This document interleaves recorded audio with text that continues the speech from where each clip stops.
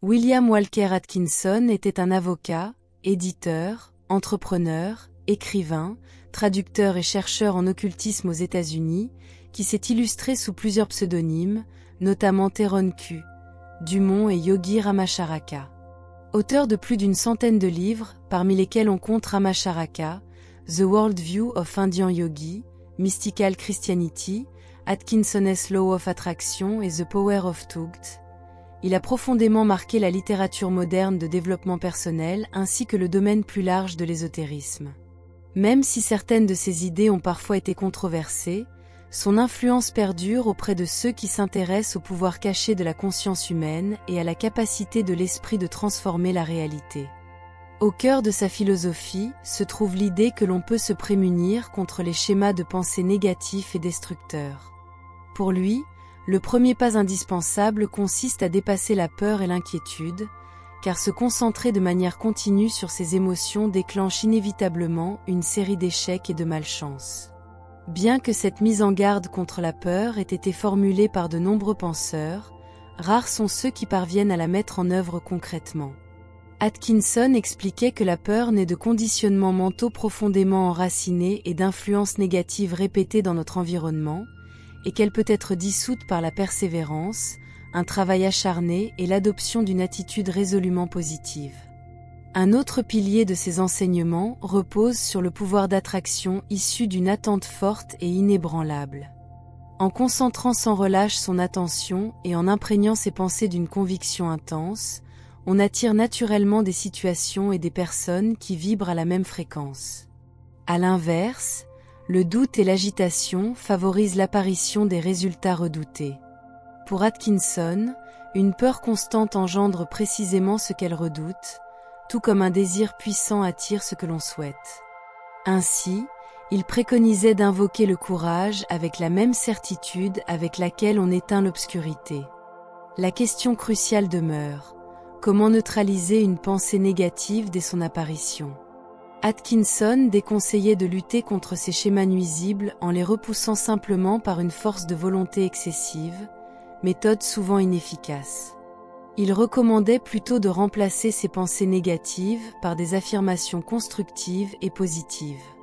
Par exemple, affirmer « je suis courageux » est bien plus efficace que de dire « je n'ai pas peur », car la première formulation crée une base mentale nouvelle et dynamique, alors que la simple négation reste centrée sur le négatif. Pour vaincre véritablement la peur, il encourageait à s'entraîner activement à faire preuve de courage dans ses pensées, ses paroles et ses actions. Imagine-toi, dans les moments difficiles, agir avec calme et détermination. La peur, en effet, limite notre capacité d'action et entrave toute initiative constructive, tandis que le courage ouvre la voie à une plus grande clarté d'esprit, à une planification réfléchie et à des actions ciblées. Adopter le courage comme mode de vie rend les défis quotidiens moins intimidants et renforce considérablement la résilience personnelle. Atkinson était fermement convaincu que celui qui adopte la formule « je peux et je vais » se transforme en un véritable aimant à succès. Les personnes, les opportunités et les ressources convergent presque instinctivement vers ceux qui rayonnent de confiance et de détermination. Phénomène souvent interprété comme de la chance ou une heureuse coïncidence. En réalité, c'est cette attitude positive constante qui crée les conditions favorables à la réussite, tandis qu'une mentalité empreinte de peur ou de doute, exprimée par des phrases telles que « j'ai peur » ou « je ne peux pas », finit par se matérialiser sous forme d'obstacles réels. La plupart des personnes performantes entretiennent une image positive d'elles-mêmes et intègrent quotidiennement la conviction « je peux et je vais » dans leur vie. Pour Atkinson, la peur est la source de nombreux sentiments destructeurs, tels que l'inquiétude, la jalousie, la colère et l'insatisfaction permanente. Lorsqu'on parvient à dissiper cette peur, ces émotions négatives s'évaporent souvent d'elles-mêmes. Il était persuadé que la méthode la plus efficace pour se libérer de la peur était de ne pas lui en laisser de place dans notre esprit.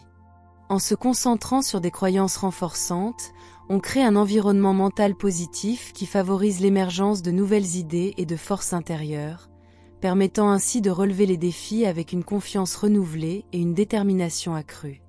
Fais du courage ton leitmotiv et oriente tes actions en conséquence. Cette approche aide à éliminer les schémas de pensée négatifs susceptibles de mener à l'autosabotage. Répète inlassablement la formule « je peux et je vais » et intègre-la à ton quotidien par des actions concrètes. Parle avec assurance, agis de manière calme et confiante, et observe comment, progressivement, ta perception du monde se transforme. Avec le temps, ces changements intérieurs se reflèteront à l'extérieur, que ce soit dans des relations épanouies, des succès professionnels ou des réalisations personnelles. Autant de résultats obtenus grâce à un courage vécu plutôt que de simples pensées de courage. Merci infiniment de nous avoir suivis jusqu'à la fin. Si ces réflexions t'ont inspiré et apporté de la force, n'hésite pas à t'abonner à notre chaîne pour découvrir davantage de contenus motivants et enrichissants.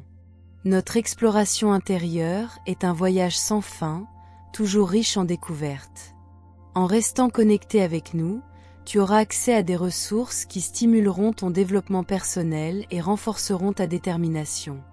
Continue d'apprendre, de grandir, et souviens-toi que la clé pour transformer ta vie réside en toi. Laisse ton courage être la lumière qui éclaire ton chemin.